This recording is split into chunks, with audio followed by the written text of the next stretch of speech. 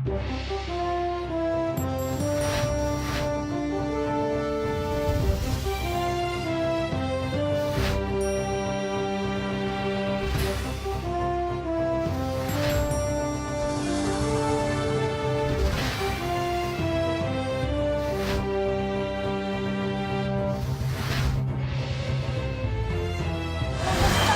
aqui no centro de Katmandu.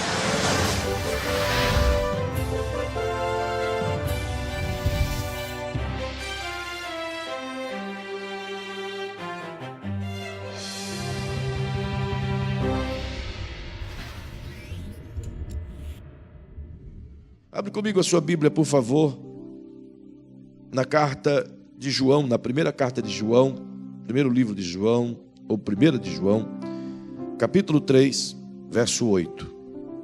O sangue de Jesus tem poder.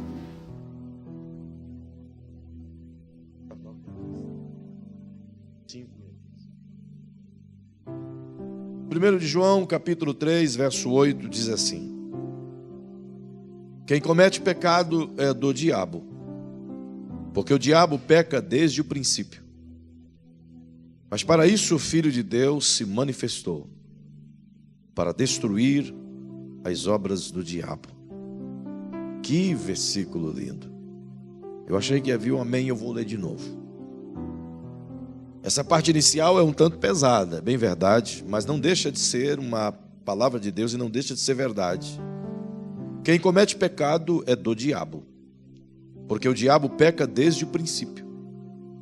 Para isto o Filho de Deus se manifestou, para destruir as obras do diabo.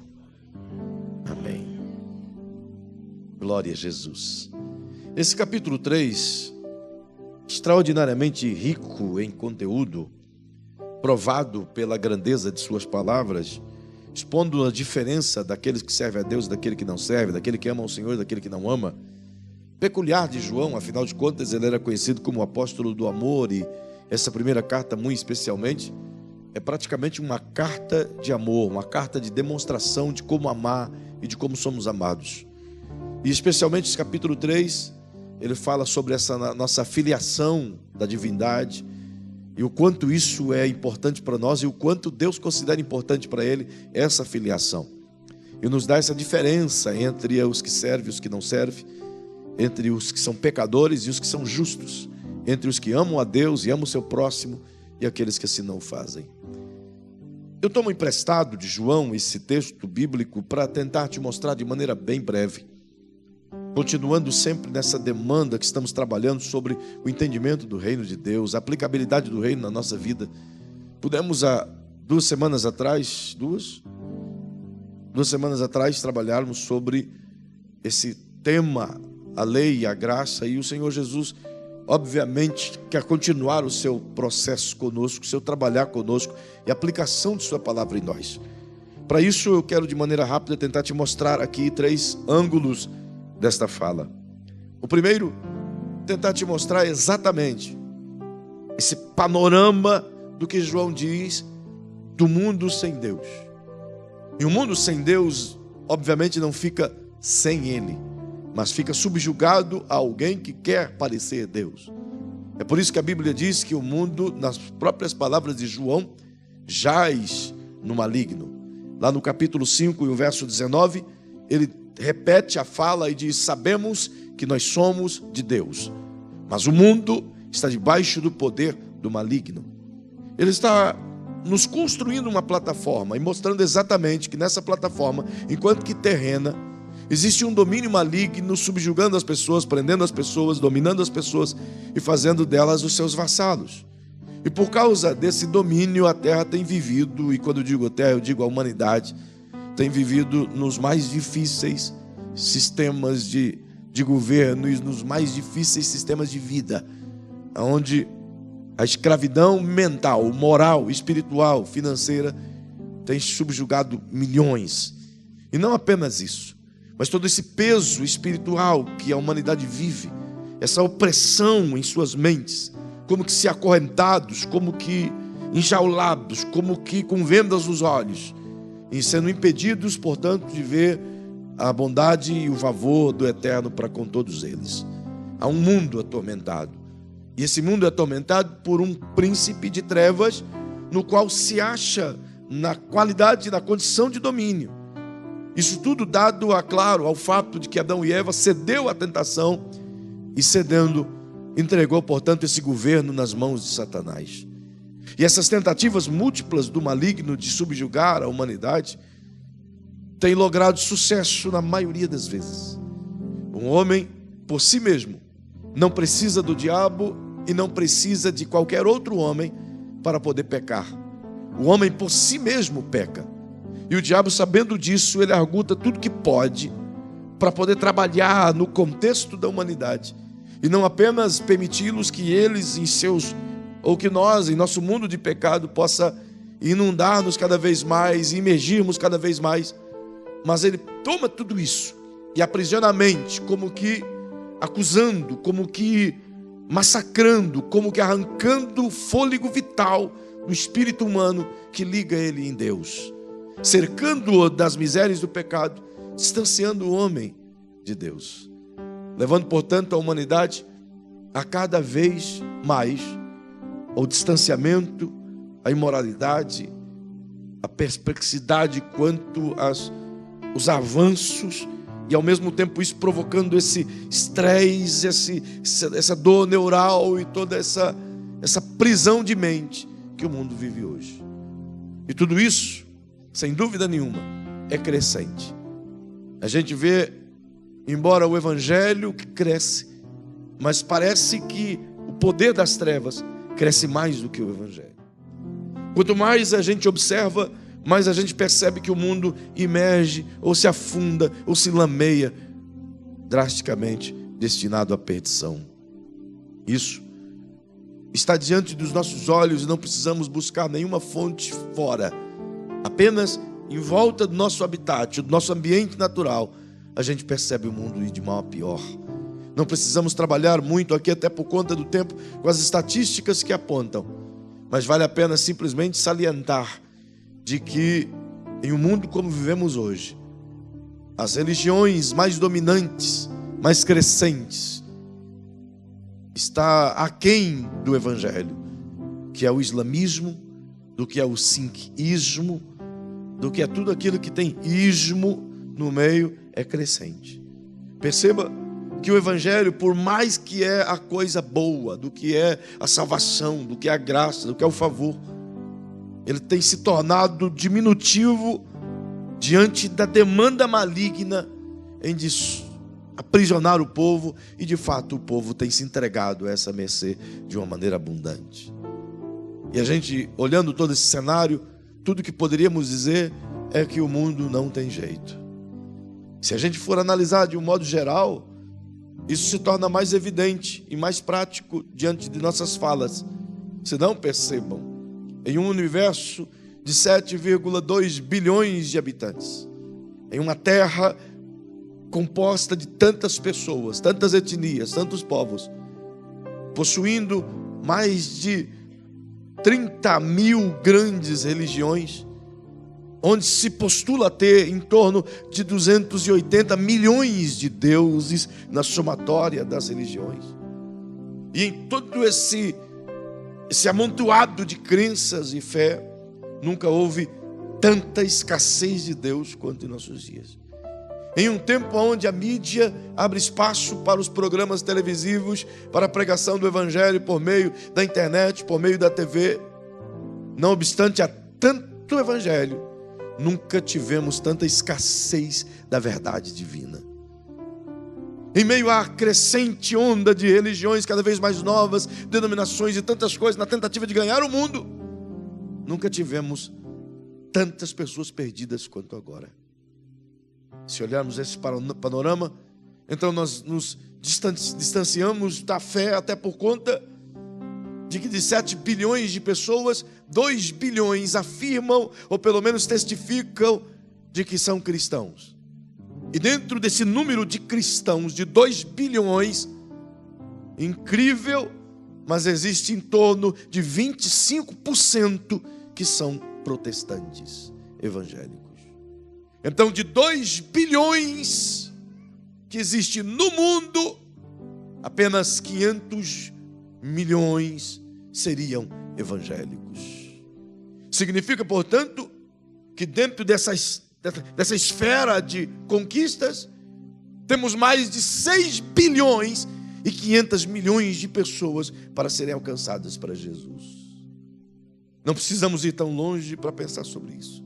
Se analisarmos o contexto de nossa cidade de Dourados, com 210 mil habitantes, nos deparamos, portanto, com uma quantia significativa de, como dizem, mais de 160 mil cristãos dentro de Dourados. Mas incrivelmente nos deparamos com a marca aproximada de em torno de 20 mil evangélicos dentro de Dourados. Ao menos evangélicos praticantes. Um pouco mais de 10% daquilo que a comunidade é. Logo, o desafio é gritante. Então você percebe as pessoas se distanciando cada vez mais da fé, do evangelho e do reino de Deus, não sabendo o que significa o evangelho, senão uma religião gospel ou cristã. Perceba que por conta disso, óbvio, a nossa barreira cresce, o nosso desafio aumenta. E a gente percebe que a cada dia que distanciamos essas cifras de nosso alcance, o mundo está completamente perdido. Se olharmos apenas por essa cifra, é quase que possível imaginarmos que seria bom comprarmos uma boa rede, acharmos um bom pé de coco e colocar a rede no meio e relaxar, porque de fato o mundo está perdido. É sobre esse prisma que o diabo olha. Ele não consegue acreditar que há a possibilidade de uma reviravolta do reino e da igreja. E ele é fantasioso quanto a isso, mas com dados ele consegue se alimentar. E os mesmos dados que deveriam despertar a igreja fazem com que muitos se tornem confortáveis. Perceba, portanto, que essa cena dramática que se desenvolve em todo o globo faz com que o mundo vive no pecado. E João diz de maneira clara, no verso 7, filhinhos, ninguém vos engane. Quem pratica a justiça é justo, assim como ele é justo. Ele quer dizer que se tem um mundo que não pratica a justiça, é um mundo injusto, logo é um mundo que está nas garras do diabo. Vivemos, portanto, diante de uma utopia, por assim dizer. Mas para aquele que crê, toda palavra de Deus nos dá a oportunidade de vislumbrar a certeza de que podemos virar esse jogo com toda certeza. Perceba que diante desta cena tão dramática, eu me deparo com um segundo quadro. Essa dramaticidade dessa cena se dá em razão de que o primeiro Adão, evidentemente tendo o domínio e tendo o governo do reino de Deus aqui na terra, sob a égide do Espírito Santo, deu conta de perder tudo isso e entregar esse governo nas mãos de Satanás. Como quem dissesse, vamos sair da luz e vamos nos submeter ao reino das trevas, ou melhor, ao império das trevas. E assim o fizeram. Saíram daquilo que é bom e submeteram àquilo que é ruim. Saíram daquilo que é vital e submeteram àquilo que é mortal. Saíram daquilo que é abençoado e se submeteram àquilo que é amaldiçoado. Saíram daquilo que é iluminado e se submeteram àquilo que é escuridão plena. Saíram do conhecimento profundo e emergiram na ignorância profunda. E é esse mundo de ignorância profunda que se desdobra diante dos nossos olhos. Entretanto, é aqui que a gente precisa entender como igreja nesse segundo cenário. Porque a Bíblia diz nas palavras de João que uma vez que Deus convergiu todas as coisas, apontando para que um dia o homem pudesse compreender que pelos seus próprios méritos, pela sua própria força, pela sua capacidade ou pelo seu intento pessoal, ele jamais iria conseguir auto-justificar-se pelas suas obras. Mesmo tendo a lei para que por ela pudesse viver, o homem não foi capaz de observar a lei como já vos ensinei. E por causa disso, em razão disso, em detrimento disso, levou o mundo inteiro à consequência plena, ao entendimento pleno, como diz Paulo aos Romanos, no capítulo 3, verso 17, que Deus não faz acepção de pessoas, logo todos estão encerrados debaixo do pecado.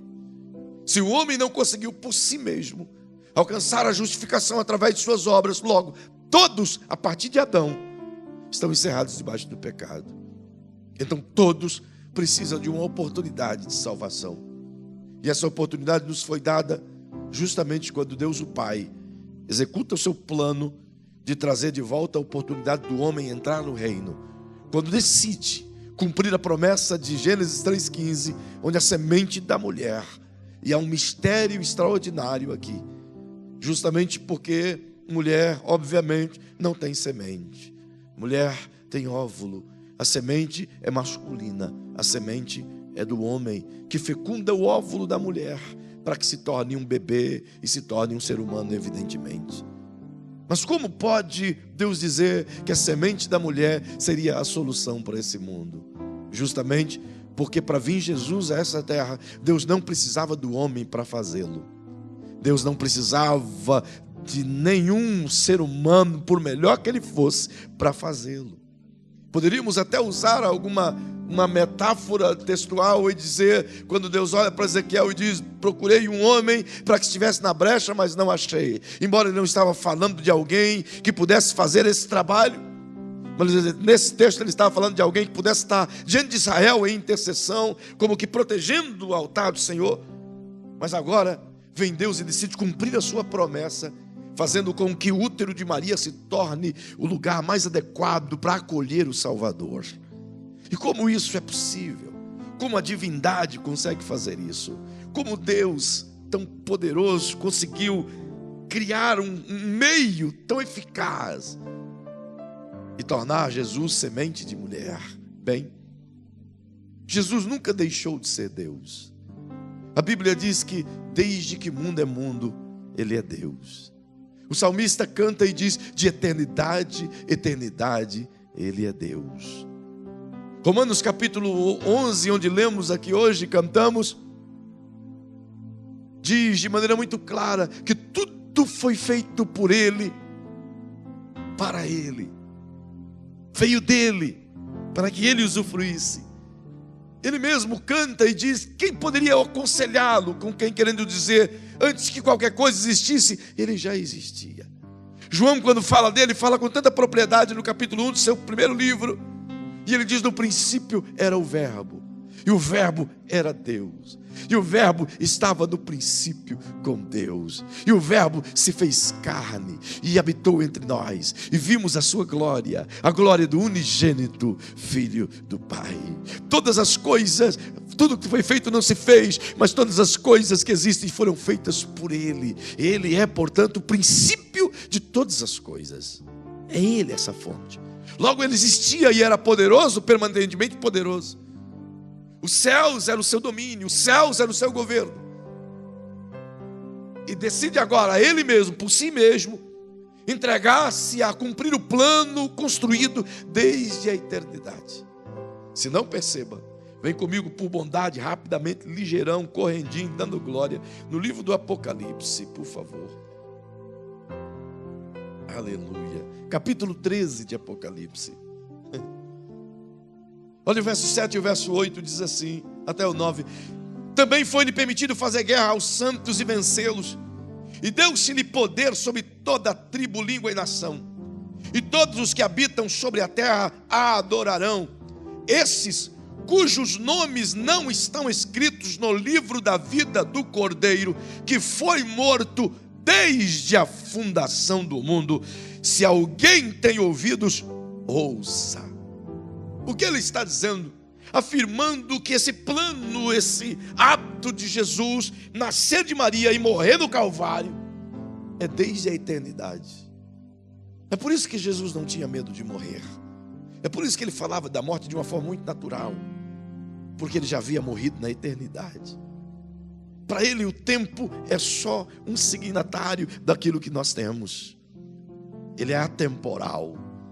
Quando ele planeja, já aconteceu. Quando ele desenha, ele já fez. Quando ele termina, ele vai começar. É extraordinariamente perfeito em tudo aquilo que ele faz. Logo percebam que desde a eternidade o seu plano está executado, e ninguém podia mudar isso. E por que desde a eternidade isso está executado? Justamente porque na eternidade Ele nos amou. Ainda que qualquer um de nós existisse, no seu simples ser, dentro do seu conteúdo de coração, Ele nos criou e nos amou quando ainda não éramos conhecidos e nem tampouco quando existíamos. E por conta disso decidiu nos entregar, sabendo que no futuro estaríamos dominados pelo império das trevas. Perceba, portanto, que a partir dessa dinâmica de Deus de cumprir a sua palavra, Ele decide deixar os céus e vir à terra para se transformar, para ser o segundo Adão. Perceba comigo, o primeiro Adão, Deus o fez de uma maneira linda em um dia. Perceba comigo e diga para quem está ao seu lado: o primeiro Adão foi feito perfeito em um dia. Na primeira tentação, ele caiu. Ele foi feito perfeito em um dia e na primeira tentação, ele caiu. Então o segundo Adão decide fazer diferente, completamente diferente. Paulo chama Jesus de o segundo Adão. Perceba como ele faz. A primeira coisa que procede é ele deixar de lado a sua glória, deixar nos céus o seu habitat, o seu poder, seu trono, seu cetro, seu governo. É por isso que no capítulo 17 do Evangelho de João, enquanto que ele ora, fazendo a oração sacerdotal, ele diz: Pai, eu quero de volta a mesma glória que eu tinha aí contigo quando estava aí em cima. Ele deixou a glória lá. Ele decidiu, a glória não era sua esposa. Ele decidiu deixar seu governo, seu poder lá nos céus e descer a essa terra sem fazer uso daquilo que ele possuía. Quando significa a palavra deixar, é o poder que ele mesmo tem de se ausentar de si mesmo. Só um Deus pode fazer isso. O poder que ele mesmo tem de se esvaziar de si mesmo. Se esvaziou de seu poder. Significa, portanto, que se ele quisesse usá-lo, ele poderia, mas ele optou por não usar o seu poder. Ele sabia que podia usá-lo, ele sabia que tinha, ele sabia quem ele era, mas ele optou por não usar isso. É por isso que a Bíblia diz, nas palavras do apóstolo Paulo aos Filipenses, que ele, sendo Deus, no capítulo 2, verso 5, ele, sendo Deus, não teve por usurpação ser igual a Deus.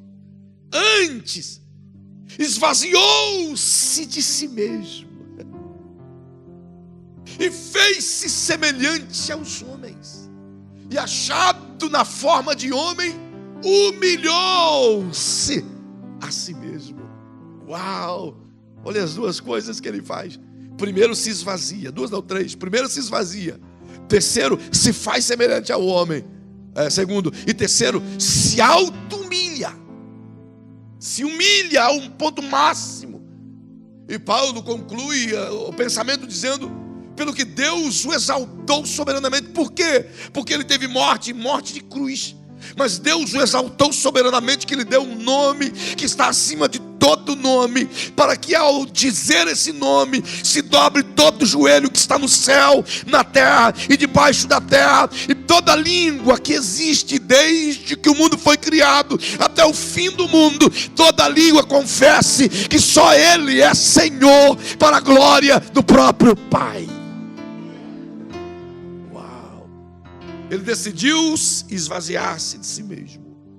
Vem, portanto, a essa terra e se diminui no meu entendimento. Ele grande como ele é. E, aliás, pensa num Deus grande. Tão grande que só o seu tamanho para conter o seu amor.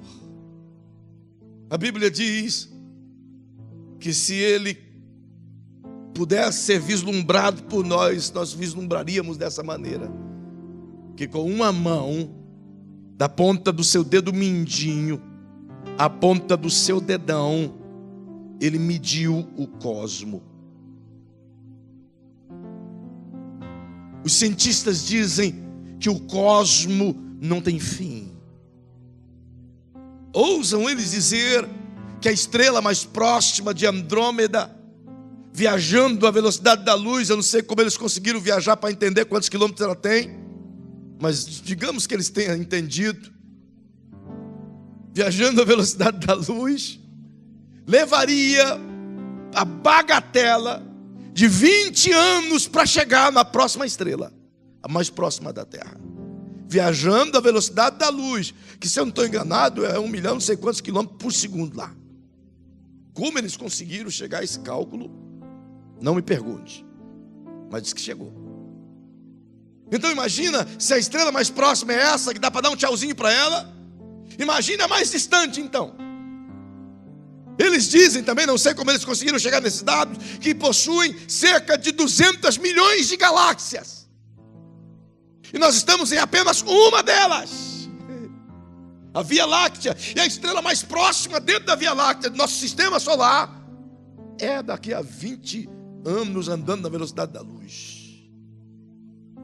Mas ele, quiser saber o tamanho dele? Mediu de um dedo ao outro. Então você há de convir comigo que ele é grande. Ele é grande. Diga para quem está ao seu lado: ele é grande. Aí você está preocupado com a sua dor no rim? Diga para quem está ao seu lado: ele é grande. Aí você está preocupado com o seu problema financeiro? Diga para quem está ao seu lado, com a voz profética, diga: ele é grande. Você está preocupado como vai ser, se vai ter combustível amanhã? Diga para quem está pertinho de você: ele é grande. É por isso que uma canção antiga, mais bonita, diz que ele deixou o resplendor de sua glória. Ele deixou tudo aquilo e veio. Se diminuiu. Imagine um Deus desse tamanho para caber dentro de um óvulo. Você já pensou? Consciente dentro de um óvulo. Aguentar 9 meses apertado. Sabe o tamanho do céu? Já parou para imaginar o tamanho da sala do trono? Se você olhar Apocalipse 4, você vai ter uma dimensão da sala do trono, onde João diz que tudo que ele via era um alto e sublime trono, e onde ele olhava era o trono. E acima do trono 4 seres viventes voavam com asas gigantescas, com um barulho ensurdecedor. E outros 24 tronos estavam em volta daquele grande trono. E diz ele que diante do trono, milhões de milhões e milhares de milhares cantavam louvores àquele que está sentado sobre o trono. Esta é só a sala do trono, só a sala de estar do paizinho. Agora imagine o restante da casa, do palácio. É por isso que a Bíblia diz: os céus e os céus dos céus são do Senhor, e a terra é apenas o estrado dos seus pés. É por isso que Naum, o Elcosita, canta e diz: as nuvens são poeira dos pés de Deus. Uau! Grande em força, grande em poder. E decidiu, portanto, se diminuir e caber dentro de um pequeno óvulo quase invisível, no útero de uma mulher. E ali ele gera a sua própria vida a partir da hospedeira Maria. E sabe por que ele fez isso? Justamente porque esse é um mistério glorioso. A mulher gera o bebê, dá vida ao bebê, dá alimento ao bebê, ele cresce ali dentro.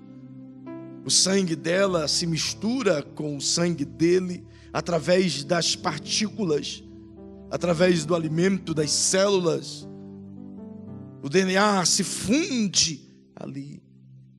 Só que Jesus não teve sangue humano, porque quem dá o sangue ao bebê é o pai e não a mãe. É por isso que Jesus veio para ter uma natureza santa, imaculada, sem pecado, tentado, mas sem pecado. Perceba que Adão, o primeiro Adão, que tinha tudo para dar certo. Diga para quem está pertinho de você, eu não tenho mais tempo, mas diga para quem está pertinho de você, diga: o primeiro Adão Tinha tudo para dar certo. Mas não deu. Concorda comigo? Faliu. Na primeira tentativa. Foi feito num dia. Tinha tudo para dar certo. Então Deus disse: eu vou fazer o segundo Adão diferente. O segundo Adão vai ficar 9 meses no útero. Vai passar 30 anos como um ser humano normal. Vou treiná-lo durante 30 anos. Portanto, agora você vê o segundo Adão, treinado por 30 anos. Na primeira tentação, o que aconteceu? O que aconteceu? O que aconteceu? Venceu. O primeiro foi feito instantaneamente perfeito. Caiu. O segundo se fez carne em um mundo imperfeito e venceu. Você vê que coisa linda. Ele se submete a esse processo de se diminuir, de passar por toda a situação que o ser humano passa, no arroxo do útero. Depois sai do útero, que era um arroxo confortável, e vem para o arroxo de um mundo pecaminoso. Viver a pobreza, viver a miséria, viver a incompreensão, viver o protocolo da religião, viver a incompreensão, viver o preconceito, e se submeter a tudo que nós já passamos na vida. Tudo. E o escritor aos Hebreus, quando fala dele, fala de uma forma tão linda. Olha o que fala no capítulo 5 de Hebreus, o verso 8. Aliás, o verso 7, ele diz assim, ó: Jesus, o qual nos dias da sua carne, tendo oferecido com um grande clamor e lágrimas, orações e súplicas ao que podia o livrar da morte, e tendo sido ouvido por causa da sua piedade. Escuta isso aqui. Deus não ouviu Jesus porque Jesus era seu filho. Deus não ressuscitou porque ele era seu filho.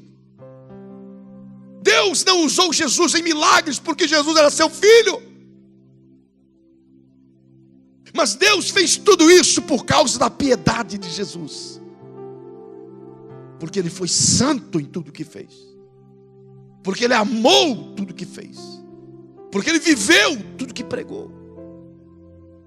É por isso que o Pai respondia. A perfeição de Jesus exigia a resposta imediata. Olha que eu continuo dando. O verso 8. Pois embora sendo filho, aprendeu a obediência por meio daquilo que sofreu.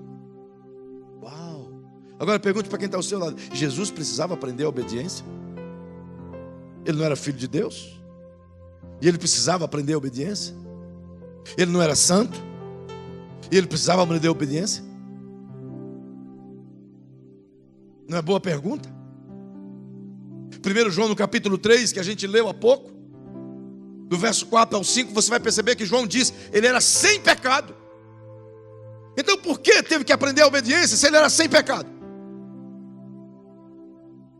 Ele decidiu se submeter à prova, para que pudesse nos ensinar que também, igualmente a ele, na prova podemos ser obedientes até a morte, e morte de cruz. Ele foi o precursor de uma nova aliança. Ele foi a primícia de um novo tempo. Inaugurou uma era do reino que todos podem viver. Perceba que por causa dessa atitude de Jesus, ele sofreu o que sofreu. Viveu o que viveu, mas sofreu o que sofreu. Simplesmente por nos amar. E eu não tenho tempo aqui de conjecturar tudo aquilo biblicamente que eu gostaria de falar. E eu realmente não posso ir mais além. Mas eu posso te dizer duas coisas apenas. A primeira delas é que tudo isso que Jesus fez, tudo isso que ele padeceu, o próprio escritor aos Hebreus diz que hoje nós não temos um sumo sacerdote no reino dos céus do qual não possa se compadecer das nossas dores. Mas ao contrário disso, temos um sumo sacerdote que pode se compadecer das nossas dores, porque igual a nós, sofreu as mesmas dores, e tendo ele a ousadia de nos chamar de irmãos. Ele nos chamando de irmãos, como irmãos de dores. sofreu as mesmas dores. Mas pela sua dor, pelo seu sofrimento, ele foi levado ao ápice da dor por uma razão muito forte. Eu queria que você dissesse para quem está ao seu lado essa frase. Diga: querido irmão, em todo tempo nós vivíamos acorrentados, amargurados pelas obras do diabo. Quais são ou quais eram as obras do diabo em nossas vidas? Nos acorrentava na alma, nos acorrentava pela bebida, nos acorrentava no emocional, nos acorrentava no temperamento, nos acorrentava nos relacionamentos, nos acorrentava nas drogas, nos acorrentava em tudo quanto é porcaria na vida, nos acorrentava com aquilo que a carne deseja, e vivíamos acorrentados em todos os segmentos da vida. Obras do diabo que se transformam em obras da carne. Mas a Bíblia diz que Deus nele, para isso Jesus se manifestou, para desfazer essas obras todas. Não, você não entendeu, não é possível, você não entendeu. Se eu e você vivíamos subjugados pelas obras do diabo e subjugados pelas obras deles, éramos sujeitos à dor, à miséria, à perda, à fome, à morte, à doença, à miserabilidade e consequentemente ao inferno. Mas à medida que ele se manifesta, à medida que ele entra no útero de Maria e se torna um ser humano como nós, padece como nós, vai para a cruz como nós não fomos, ele compra a nossa briga e diz a Satanás: a partir de agora, tudo que você fez eu vou desfazer. Tudo que você prendeu eu vou soltar. Tudo que você sujou eu vou limpar. Tudo que você contaminou com as suas trevas eu vou iluminar com a minha luz. Uau! Entenda nesse primeiro ponto. O que você poderia classificar agora na sua família, na sua vida, como obra do diabo? Pergunte para quem está ao seu lado. Diga para quem está pertinho de você, na sua família como um todo, ou na sua vida, o que você poderia classificar como obra do diabo? Não é uma boa pergunta? Ninguém quer dizer que tem alguma coisa do diabo. Mas volta e meia você pensa e você encontra. Você encontra um acidente, você encontra uma doença, você encontra uma raiva, você encontra uma tentação, você encontra uma pessoa que te ofende, você encontra uma ira guardada no teu coração e está lá há muitos anos, você encontra uma raiz de amargura plantada lá por alguém que não foi você, você encontra objeções sobre fé, você encontra dificuldades de relacionamento, inclusive com a divindade, obras do diabo. Mas nós não somos crentes. Como que ainda as obras do diabo se manifestam em nossas vidas, se ele se manifestou para desfazer as obras do diabo? Não é uma boa pergunta? Mas eu vou deixar para responder outro dia. Você vai para casa com a dúvida. Não posso deixar isso acontecer. Que é o segundo ponto. Se todos nós temos coisas ruins, temos ou não temos? Todos nós temos mazelas, irmão. E olha, por mais bonito, mais cheiroso, mais crente, mais legal que você seja, se olhar direitinho, tu fede. Em alguma hora da vida tu fede. Em algum momento dentro do teu coração tem podridão. Em algum momento dentro de nós tem misérias lastimantes, tem pecados cruéis, tem crises terríveis. Quem de nós, já crente, não teve vergonha de si mesmo quando tomou alguma atitude? Quem de nós? Quem de nós, quando deu uma resposta para alguém, disse: meu, por que eu fiz isso? Quem de nós nunca cometeu um erro, um pecado gritante que você mesmo se envergonhou de si mesmo? E sabendo que é crente. E João diz: quem comete pecado é do diabo. Quem não cometeu pecado aqui hoje?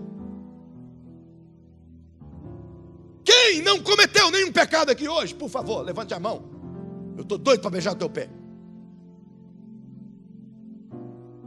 Não tem um só que não cometeu um pecado aqui hoje. Então agora lascou. Porque João disse: quem comete pecado é do diabo. Dá uma olhadinha para esse irmão aí, por favor. E agora? E agora, José? E agora? Vocês me dão 5 minutos? E agora, José? E agora, Gilmar? E agora, William? Como faremos? João diz que quem comete pecado é do diabo. E cometemos pecado hoje. Mas Jesus foi à cruz. Ele padeceu na cruz. E Paulo, quando fala de seu padecer na cruz, escrevendo aos Colossenses, Paulo diz assim, que ele foi levado ao madeiro e crucificado no madeiro de forma inocente. Mas quando estava sendo crucificado no madeiro, ele pegou a nossa nota promissória, a nossa dívida, que nos colocava contra Deus em suas ordenanças, aos Colossenses 2,15, e cravou-a na cruz, perdoando-nos todos os nossos delitos e pecados. E deles, de Satanás, triunfou na cruz, expondo a vergonha, esculachando a cara do chifrudo. Essa parte é a interpretação minha. De modo que triunfou sobre as obras das trevas. Portanto, ele fez isso. E o que Jesus fez? Pagou o preço de todos os nossos pecados. Diga para quem está perto de você, diga: o sacrifício de Jesus pagou pelos teus pecados cometidos até o dia em que você encontrou Jesus. Mas também pagou por todos os seus pecados do dia em que você encontrou Jesus até agora. Diga: mas também pagou todos os seus pecados desde agora até a sua morte. Pagou, está pago.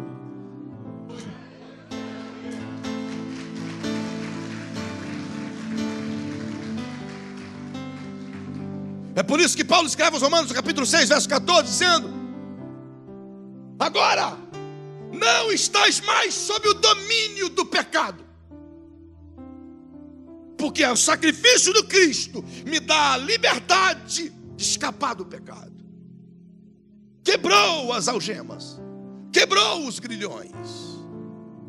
Mas nós pecamos, é verdade. Mas o mesmo João diz: filhinhos, não pequeis.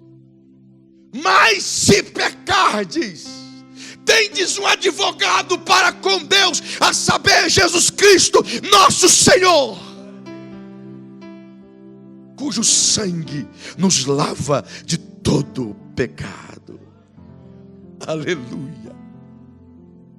A gente olha para Jesus. Quanto ao problema do pecado, a gente consegue resolver. Mas e os problemas que advêm do pecado? E as dores? E as traições? E os cânceres?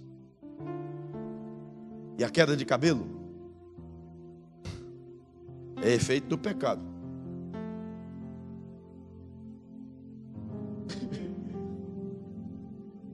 Não estou dizendo que você pecou e caiu o cabelo. Estou dizendo que desde o Adão essas coisas aconteceram. Afinal de contas, quando Deus fez o homem, Ele contou todos os cabelos de sua cabeça. Agora, no teu caso, não sei como Ele fez. Se contou os que ia cair ou não. Mas desde o dia em que o Adão optou por pecar, tudo aquilo que é imperfeição no nosso corpo proveio da queda de Adão. Tudo. Tudo. As nossas gorduras, as nossas enxúndias, as nossas nasilhargas. Tu não sabe o que é uma enxúndia? Pergunta para o irmão que está aí, o que é uma enxúndia, por favor. Enxúndia é esse negócio aqui, ó. A Bíblia chama de enxúndia, essa gordura lombar. Imagina que tu tem uma enxundiona. E essa enxúndia nunca sai, irmão. Parece uma coisa mais triste. Tu emagrece, mas a enxúndia fica. Agora só na oração. Porque também é herança de Adão. A diabetes, o diabo misturado com a bete, é herança de Adão. Tudo de Adão. E essas coisas estão em nós. Não é obra do diabo. Não faz parte do plano dele de capturar a humanidade. E nós não somos de Deus também. Já resolvemos o problema do pecado. Mas e agora o problema das coisas que nos acometem? O grande problema, queridos, é que a nossa fé está pautada, firmada, armazenada, agarrada apenas no Cristo da cruz. Diga para quem está pertinho de você. Diga, nós aprendemos a gerar uma fé firmada apenas no Cristo da cruz. Mas esta noite eu quero convidar a você a mudar um pouco ou ampliar o foco da sua fé. Porque enquanto estivermos a fé firmada apenas no Cristo da cruz, o problema do perdão está resolvido. Porque a cruz não só perdoou os nossos pecados no sacrifício de Jesus, mas a partir da cruz abriu-nos a porta da liberdade para todos os benefícios do reino que Jesus viveu. Eu vou dizer de novo. A cruz do Cristo nos abriu a salvação e resolveu o problema do pecado. Mas quando a cruz resolve o problema do pecado, ela abre as portas para que entramos no reino e possamos usufruir e viver e receber todos os benefícios do reino, advindos e prometidos e conseguidos por Jesus através da cruz. Então eu quero te convidar a tirar ou ampliar. Você está olhando para a cruz, resolveu o problema do nosso pecado. Então agora eu gostaria que você olhasse além da cruz. Você consegue fechar os seus olhos agora? Olhe para a cruz agora. Olhe para Jesus crucificado na cruz. Veja Ele com os braços abertos, seu corpo vertido em sangue.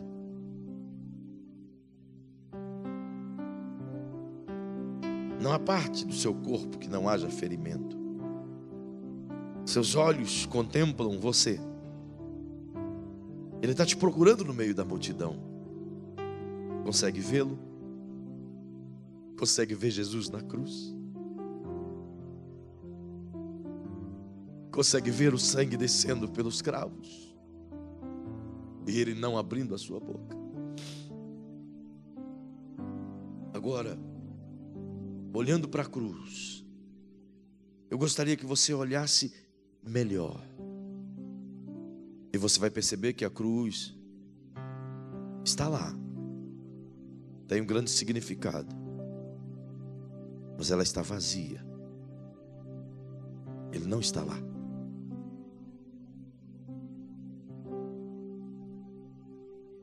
E quando você está olhando e ele não está na cruz, você vai procurá-lo agora. E você vai encontrar um Jesus diferente. Na cruz não havia parte do seu corpo que não havia sangue, que não havia ferimento. Mas se você olhar um pouquinho além da cruz, um pouquinho além da cruz, você vai ver Cristo ressuscitado,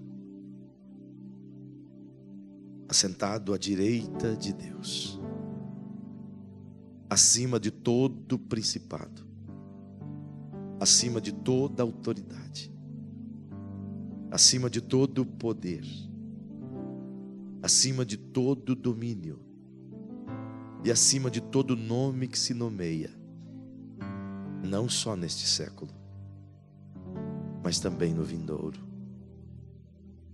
Você vai ver que Ele sujeitou todas as coisas debaixo dos seus pés. E Deus o constituiu Senhor sobre todas as coisas. E o fez cabeça da igreja. E fez da igreja o seu corpo.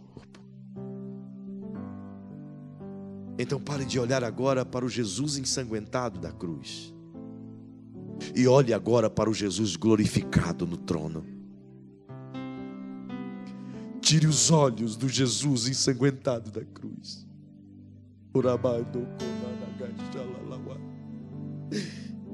cujo sangue está lavando os meus pecados.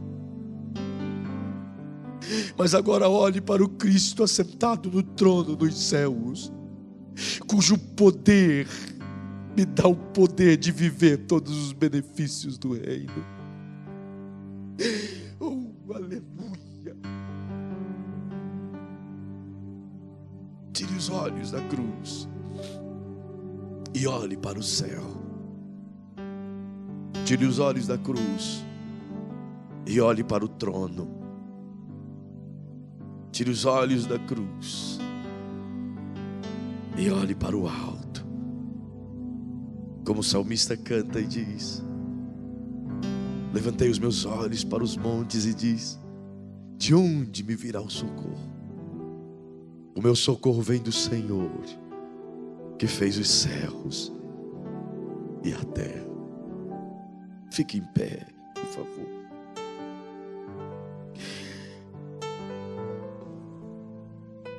O Jesus da cruz, que pagou os nossos pecados,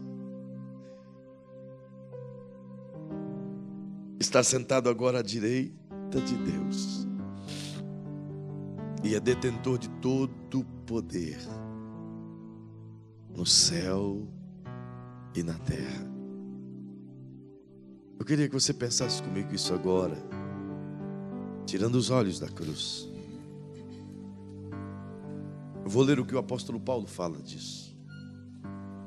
Guarda isso no seu coração. Essa verdade tem que tocar como uma trombeta diariamente em nós.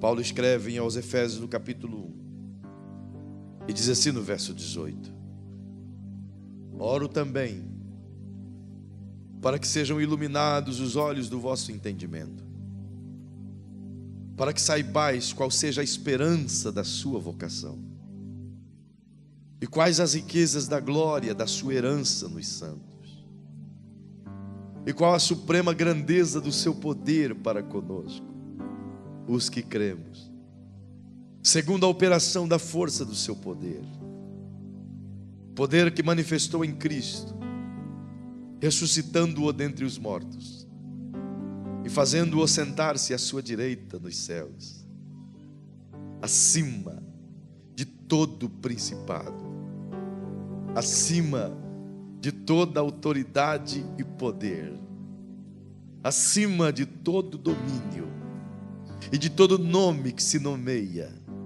não só nesse século, mas também no vindouro, e sujeitou todas as coisas, todas as coisas, todas as coisas, todas as coisas debaixo dos seus pés. Eu queria que você colocasse a mãozinha sobre o ombro de quem está ao seu lado. Ministre a essa pessoa e diga para ela: suas dores debaixo dos pés dele, suas lutas debaixo dos pés dele, suas angústias debaixo dos pés dele, seus problemas debaixo dos pés dele. Suas enfermidades, debaixo dos pés dele, debaixo dos pés dele, estão subjugadas, não te pertencem mais, ele as venceu. Olhe para o Cristo do trono, olhe para o Cristo que está no trono, mais do que do Cristo do Calvário. Olhe para o Cristo ressuscitado, glorificado, poderoso para fazer tudo muito mais abundante do que aquilo que pedimos ou pensamos. Eu quero orar com você essa noite. Depois dessa oração, uma canção vai ser cantada. E quando a canção estiver sendo cantada, eu queria que você aproveitasse o teor dessa palavra e pudesse abraçar 2 ou 3 pessoas, e um abraço fraterno, e declarar a essa pessoa dizendo: olhe para o Cristo do trono, e o trono vai abençoar você. Está bem? Eu quero orar por você agora, mas eu quero pedir-lhe por bondade, enquanto eu oro aqui, concordando com a palavra pregada e concordando com você, eu gostaria que você declarasse a sua fé, não apenas no Cristo da cruz, mas a sua fé no Cristo ressuscitado, no Cristo poderoso, no Cristo assentado à direita de Deus. Em nome de Jesus, se você puder mirar os teus olhos a esse Cristo e entender agora e declarar, portanto, que tudo aquilo que te aflige vai para debaixo dos pés de Jesus. Então vai tirar dos seus ombros essa carga e vai para debaixo dos pés de Jesus. Vai tirar do seu corpo essa dor e vai para debaixo dos pés de Jesus. Vai tirar da sua mente essa preocupação e vai para debaixo dos pés de Jesus. Vai tirar de você o seu problema financeiro e vai para os pés de Jesus. Vai tirar de você essa enfermidade e vai para debaixo dos pés de Jesus. Você consegue fazer isso agora? Feche os seus olhos agora. Feche os seus olhos em nome de Jesus. Pai querido, eu oro com a tua igreja em nome de Jesus.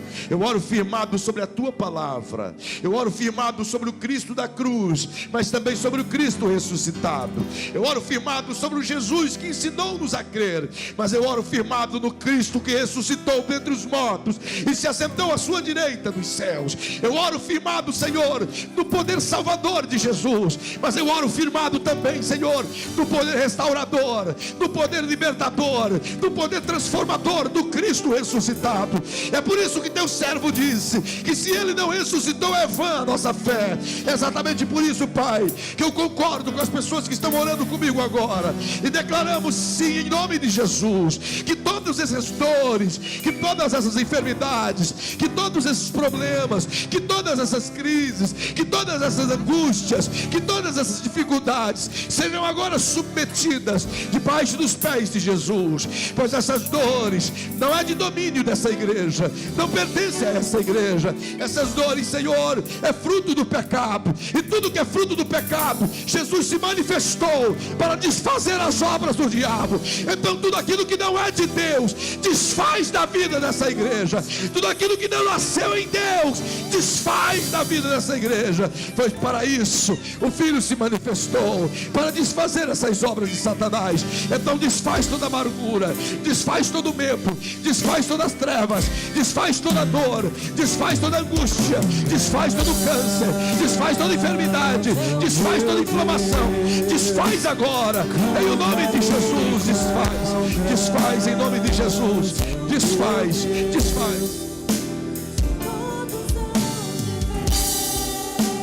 Desfaz agora, em nome de Jesus, desfaz agora. Olhe para o Cristo glorificado, olhe para o Cristo do trono dos céus.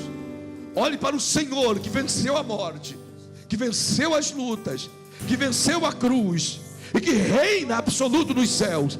E Ele reina sobre a sua vida. Quantos creem nisso agora? Que Ele reina sobre a sua vida.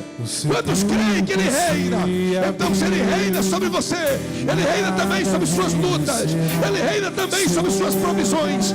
Então abraça quem está pertinho de você e diga: Ele reina, Ele reina, Ele reina, Ele reina, Ele reina, Ele reina. Senhor que venceu pra sempre.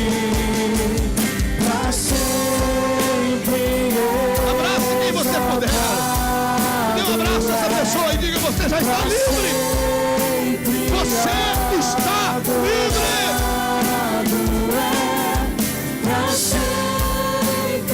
Livre. Completamente livre. Oh, glorifica o Rei. Deus te abençoe. Vai em paz.